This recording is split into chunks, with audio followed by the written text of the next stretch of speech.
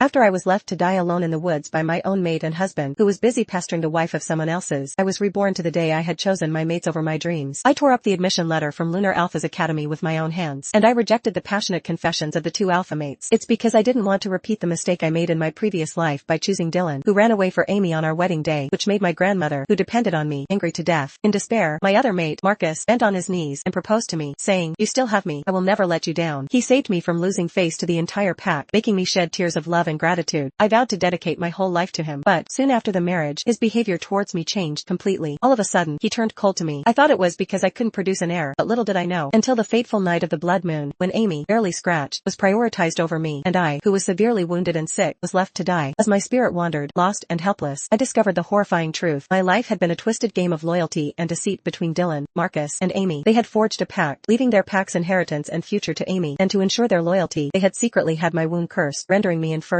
In this new life, I vowed to break free from their manipulation and forge my own path, unshakable by the shackles of their betrayal. The moon, once a symbol of my torment, now illuminated my journey toward independence and self-discovery. I lay on the cold, damp ground, my vision blurring as the life was draining out of me. I could feel my heart slowing, my breaths growing shallower. I was dying, and I knew it. But even in my final moments, I couldn't help but feel a pang of anguish as I watched the two people I loved most in this world tend to another woman's minor injury. Dylan, the alpha who had once promised to love and protect me, was gently cleaning Amy's scraped knee. His eyes were filled with concern, his touch tender. Marcus, my mate and supposed husband, was holding Amy's hand, speaking softly to comfort her. Meanwhile, I lay here, dying, alone, unnoticed. I tried to speak, to call out to them, but my voice was barely a whisper. I was nothing more than a faint shadow in their eyes, a mere afterthought. As if it was not enough that they even dared to scold me, saying loudly, "It's all your fault, Bella. Who told you to visit your grandmother's grave alone and got attacked by the rogue wolves? See, Amy got wounded in saving you." I smiled bitterly. My husband, who blamed me for visiting my grandma's grave alone, kinda forgot he never accompanied me anywhere. His life, he was busy chasing Dylan's supposed wife, Amy, and his last sentence almost angered me to death. Amy didn't help me for once. She was standing aside, laughing and clapping while the rogue wolves were tearing my clothes, kicking and scratching my body with their sharp nails. Her wounds were fogged, just to show to my blind mates. "Amy, your body is delicate. Why must you jump into the chaos and help Bella? She is an alpha blood. She would have managed. It's nothing to her," Dylan said while cleaning Amy's minor scratches before he yelled at me. "Why are you lying there, Bella? Stop pretending to be injured. We know your wounds heal faster than Amy. Come and help Amy. Don't just lay there idle." It's true that I was an alpha while Amy was not, but she was not as delicate as they were considering her, and I might have fought and remained unharmed when facing one or two rogue wolves, not against 4 strong rogue werewolves who were hired to rape me. I could only save one thing, my life or my pride, and I chose the latter. But I could not explain these to my two blind mates as I was laying lifeless. They wouldn't listen to me either. A bitter laugh escaped my lips, and I felt a pang of sorrow. I had given them everything, my heart, my soul, my love, and this was how they repaid me? By ignoring me in my final moments? I closed my eyes, feeling the darkness close in around me. I was nothing to them, nothing but a disposable pawn in their game of love and loyalty. As my life slipped away, I knew that I would never forgive them for this betrayal. Never. When I opened my eyes, everything felt like a nightmare. My mate's betrayal, my sufferings, the terrific death of my grandmother and mine, everything felt like a dream. But, for some reason, I knew they weren't dream. I could still feel the 4 rogues, tearing me from inside out. I could still feel the hurt when Marcus was confessing his love to Amy on my grave. Every heartbreak was a fresh reminder to me that they weren't the dream, but the truth of my previous life. I glanced at the admission letter of Lunar Alpha's Academy, a university only for the talented alphas and the higher level of werewolves. It was not easy to secure a seat at this university when there were so many alphas in the kingdom. I had managed, not just a seat, but had taught them all. Now that I was reading the admission letter, it was reminding me of the mistakes of my past life, because it was the place where everything started. I, Marcus, and Dylan joined the same university, along with Amy, but, in this life, I didn't want anything to do with them. So, I tore the letter and decided not to take admission in the same university as them. I stood up, feeling a sense of liberation throughout my body as I tore the admission letter into pieces. I was determined to forge a new path, one that didn't involve Dylan, Marcus, or Amy. I walked over to my desk and picked up the secret application form for the Golden Wolves University, a prestigious institution that was known for its strong powerhold in the kingdom. Only a few knew the secret of this university. Actually, the university was not run by werewolves, but lycans. They gave admission to only a few extraordinary werewolves to their university, and then they would be one of the lycans, unshakable and unreachable by the other werewolves. I had always been interested in this mysterious institution and had worked my ass off to get admission in it, only to reject their admission letter in the end just because my mates were going to the Lunar Alpha's Academy. In my previous life, I had put my dreams on hold to pursue a relationship with Dylan and Marcus. Not this time. This time, I was going to prioritize my own goals and aspirations. I was going to build a life that was mine alone, free from the manipulation and betrayal of others. As I filled out the application form, I felt a sense of excitement and anticipation. I was taking control of my life, and I was determined to make the most of it. When I finished the application, I sealed it in an envelope and put it in my pocket to post it to their head office. I felt a sense of satisfaction as I checked all the documents I needed to send along with my admission letter. I only needed to receive the character certificate from the college I passed out. I was heading towards the dean's office when I received the same texts from Dylan and Marcus. They were urging me to meet them outside as they had a surprise for me. me. I already knew what surprise they were to give me, thanks to the sufferings of my previous life, and I was not interested in it at all. So, I ignored their text and continued walking towards the head office to collect my character certificate. As I walked down the hallway, I felt like I was navigating a gauntlet of gossiping students. Whispered insults and snickers followed me, making my skin crawl. One student, taking advantage of the crowd around me, shoved me from behind, sending me stumbling down the stairs. My books and papers scattered everywhere, and I landed hard on my knee. I winced in pain, but my anger quickly took over. Watch where you're going, jerk, I snapped, glowering at the culprit. But the student just smirked and disappeared into the crowd, leaving me to gather my belongings amidst the sea of hostile faces. As I walked, I watched everyone staring at me with disgust and ridicule in their eyes, as if I had done something gross or got some untouchable disease. I understood the cause of their hatred towards me when I overheard a familiar voice whispering something to my batchmates because of my extraordinary hearing capabilities. When I turned the corner, I just heard Amy chatting with my two batchmates who belonged to my pack as well. I did see Bella getting off the car of the directors of Lunar University in the middle of the night, but this doesn't mean anything. Maybe Bella really got into Lunar University based on her own skills. Amy spoke in a low tone. Amy, don't speak for her. She doesn't even dare to reveal her skills. She is the alpha of our pack, yet we haven't seen her shifting for once. Her wolf must be small and petty. That's why she dares not show her to us. She must sell herself off to the directors just to appear powerful in front of us. Yes, Amy, you are always deceived by her because you are too kind. A woman with such a scheming mind like her can do anything. I had researched the Golden Wolves University a lot, and I knew they were always interested in mysterious wolves. That was why I never revealed my skills in public. Not even Dylan and Marcus were aware of the power I possessed, even though I had always been mocked and bullied for being a lowly and powerless alpha. Unexpectedly, this became an excuse for Amy to frame and spread rumors about me and my two pack members. They knew how hard I studied to control my powers for my grandmother. I remember how many pack members I had hurt when I first shifted into my wolf. These two pack members were also in them and had seen the size of my wolf was huge, yet they believed that I needed dirty tricks to get admitted to the university I ranked top. I smiled bitterly and comforted myself that it didn't matter. After I officially entered the desired university, all my identity information would be hidden. By then, I could completely cut off my relationship with them. No need to listen to these hurtful words. No need to live foolishly in lies and deception and end up with a miserable death. I pretended not to hear anything and walked in front of the three people. I received my character certificate and then went to see my two mates. What do you want to talk to me about? I asked. Bella, I have great news. All of us passed the entrance exam in Lunar University. We can be in the same university again in the future. Your efforts over the years have not been in vain.